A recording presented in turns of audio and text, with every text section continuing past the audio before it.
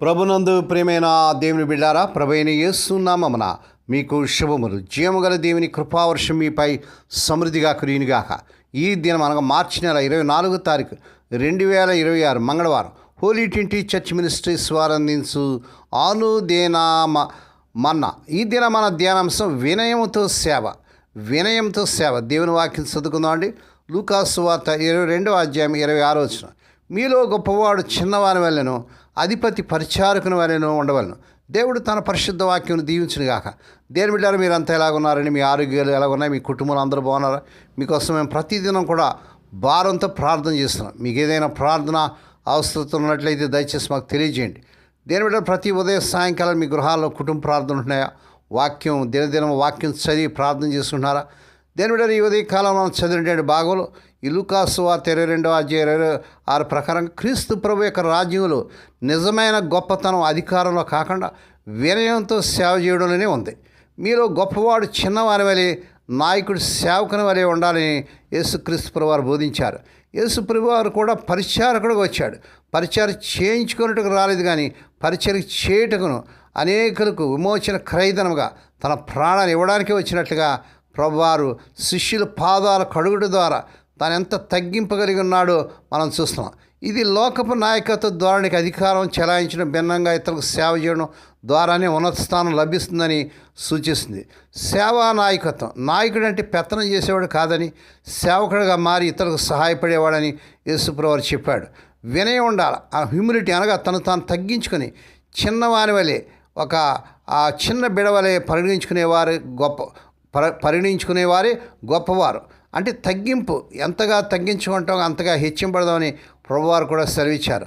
లోకానికి భిన్నమైన మార్గం. అన్ని జనులు లోకపు నాయకులు అధికారాన్ని, హోదాను కోరుకుంటారు. కానీ క్రీస్తు ప్రభుని వెంబడించేవారు, అనుచరులు వినయాన్ని ప్రదర్శించాలి. ఎక్కడికి వెళ్ళినా మనం వినయ విధేయతలు తగ్గింపు కలిగి ఉండాలి. పరిచర్యలో, దేవుని మందిరంలో, చర్చిలో లేదు సంఘంలో ఉన్నత స్థానంలో ఉన్నవారు తమ సేవకులుగా భావించి ఇతరుల అవసరాలు తీర్చడం నేర్చుకోవాలి. నిత్య జీవితంలో నాయకత్వ బాధ్యతలు ఉన్నప్పుడు ఇతరులను నిర్బంధించకుండా సేవ చేయడం ద్వారా వారి గౌరవాన్ని పొందుతాం. అలాగే సేవకుడు అంటే ఇతరుల కోసం పని చేయడం అనమాట. వినయం, గర్వం లేనితనం, తగ్గింపు, చిన్నవారిగా ఉంటాం, త్యాగం, ఇతరుల కోసం తాను ఇచ్చుకోవడం.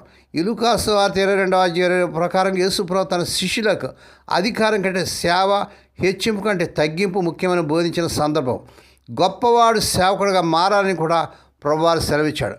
ఒక ప్రశంసా పలుకు, ఒక ప్రోత్సాహకరమైన మాట, ఒక జారి చూపు. ఖర్చుతో కూడిన ఏమి కాదు కదండి. వీటి కోసం డబ్బు ఖర్చు చేయవలసిన పని లేదు. కానీ ఇవి చేయాలంటే అహం అడ్డు వస్తుంది. ఒక గ్లాసులు చన్నీడు, ఒక చిన్న రొట్టె ముక్క, ఒక పావలా బిళ్ళ ఇతరులకు ఇవ్వడానికి ఇష్టపడినంతగా మన మనసులు కఠినమయ్యాయి. స్వయం స్వార్థం మనలోని మానవత్వాన్ని పూర్తిగా అణగదొక్కేసే మనం డబ్బున్న దరిద్రులు, మనకున్న దాన్ని ఇతరులకు పంచుకోలేనటువంటి దౌర్భాగ్య స్థితిలో ఉన్నాం. అయ్యో, ఎంత విచారం అండి. మనం పేదల కోసం పెద్ద పెద్ద వైద్యశాలను నిర్మించి ఉచిత వైద్యం అందించలేము. అనాథాలయాలను స్థాపించి దిక్కులేని వాళ్ళకి ఆశ్రయం కల్పించలేము. వృద్ధాశ్రమాలు ప్రారంభించి జీవిత చరమాంకంలో ఏ దుక్కు లేక వెళ్ళాడుతున్న ముసలివాడికి సేవ చేయలేము. కానీ ఒక చల్లని మాట, ఒక ఆదరణ పరకు, ఒక ఓదార్పు చర్య మనకి కష్టమేం కాదు కదండి. మనకున్న దానిలో కొంత లేని వాళ్ళకి ఇచ్చి సహాయపడటం కూడా మనకి ఇష్టమైంది, మనకి కష్టమైంది కాదు కదండి. గలిలే కుర్రాడు చేతులు 5 రొట్టెలు 2 చేపలు అరణ్య ప్రదేశంలో ఆకలిలో అలమటిస్తున్న 5,000 మంది ఆకలి తీర్చిన వాస్తవం దేని బిడ్డారా మనకు గుర్తుంది కదండి. ఆ చిన్న అర్పణ ప్రభు ఎంత ప్రియంగా స్వీకరించాడో దేని బిడ్డారా మనం జ్ఞాపకం చేసుకోవాలి. బండ సందులో కుందేళ్ళకి ఆశ్రయం కల్పించిన దేవుడు, ఒక చిన్న పిచ్చుక కింద పడటానికి కూడా గమనించే దేవుడు, మన తల వెంట్రుకల సంఖ్యను ఎరిగిన దేవుడు, ఇసుక రేణువులతో సముద్ర పొంగును ఆపగలిగిన దేవుడు, నీవు చేసే అతి చిన్న సహాయాన్ని కూడా జాగ్రత్తగా గమనిస్తాడని, నిత్యంతో దానికి తప్పక బహుమతి అందజేస్తాడని దేని బిడ్డ నువ్వు గ్రహించావా? నువ్వు చెప్పొచ్చు, నేను కొంచెమే చేయగలని, నువ్వు అనొచ్చు, నేను కొంచెమే చెప్పగలని. కానీ దేవుడు అంటున్నాడు, విని విధేయత చూపిస్తే ఆ కొంచెమే చాలని ప్రభు అంటున్నాడు. దేవుని స్తోత్రం. ప్రేమ హృదయాలతో దిక్కులేని వాళ్ళ పట్ల దయా కనకరపు జల్లు కురిపించే వాళ్ళ జీవితాలు మధురమైన జీవితాలు. ఈ లోకం వాళ్ళకి చప్పట్లు కొట్టవచ్చు, ప్రశంసా పలుకులతో వాళ్ళని ఆహ్లాదపరచవచ్చు, సాలువులతో వాళ్ళకి సన్మానాలు చేయకపోవచ్చు. కానీ అవన్నీ దేవుని జీవగ్రంథంలో సువర్ణ అక్షరాలతో లిఖించబడి ఉంటాయి. దేవుని స్తోత్రం. ప్రార్థన ద్వారా విశ్వాసకు విజయాలు. విశ్వాస వైఫల్యానికి కారణం ప్రార్థించకపోవడమే. నువ్వు మెలకువతో ప్రార్థించలేదంటే గర్జిస్తూ నిలబడతాడు సాతాను నీ ముందు. నువ్వు పట్టుదలతో ప్రార్థించావంటే పరుగులు తీస్తాడు వాడు నీ ఉండి. దేవుని స్తోత్రం. నువ్వు ప్రార్థిస్తే విజయం ఖాయం. నువ్వు ప్రార్థించలేదంటే ఓటమి కూడా ఖాయమే. నీ ప్రార్థన నీకు బలం, నీ ప్రార్థన నీకు శక్తి, నీ ప్రార్థన నీ గుండెకు ధైర్యం, నీ ప్రార్థన నీ విజయానికి నాంది. ఆ రీతిగా చేటుకు పరిశుద్ధాత్మ దేవుడే మీకు సహాయం చేయను గాక. దేవుడి మాటలు దీవించిన గాక. ప్రార్థన చేసుకుందామండి. పరిశుద్ధుడైన మా తండ్రి, మేము ఎంతగా తగ్గింపు కలిగి ఉంటామో, ఎంతగా వినయ విధేయతలతో ఉంటామో అంతగా మమ్మల్ని హెచ్చించే దేవుడు ఉన్నట్టుగా చూస్తున్నాం తండ్రి. అవును ప్రభువా, నువ్వు తగ్గింపు కలిగిన జీవితం జీవించావు నాయనని స్తోత్రాలు. ఈ వర్తమానం ప్రతిదినం కూడా వింటూ షేర్ చేస్తూ లైక్ చేస్తూ సబ్స్క్రైబ్ చేసిన మా ప్రియులందరూ దీవించండి.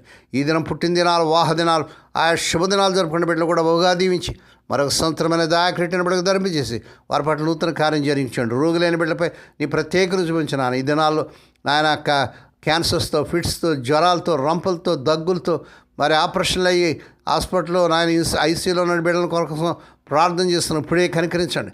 కలవరి శిలువ రక్త ప్రభావాన్ని శిరస్సు మొదలు పాదంలో ప్రారంభం నాన్న. స్వస్థత, ఆరోగ్యం, విడుదల యేసు నామమున ప్రకటిస్తున్నాం తండ్రి.